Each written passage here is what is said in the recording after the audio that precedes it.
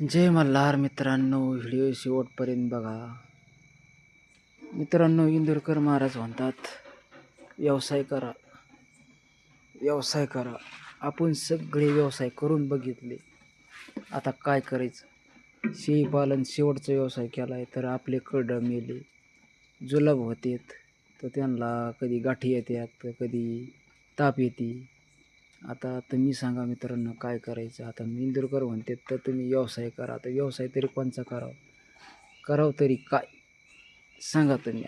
आता शेळ्यांचे कडे मिळे, शेळी मोकळी होती आणि 6-7 महिने 8 महिने आपण त्याला पोसायचं. आता काय कष्ट करायचे, कसे करायचे?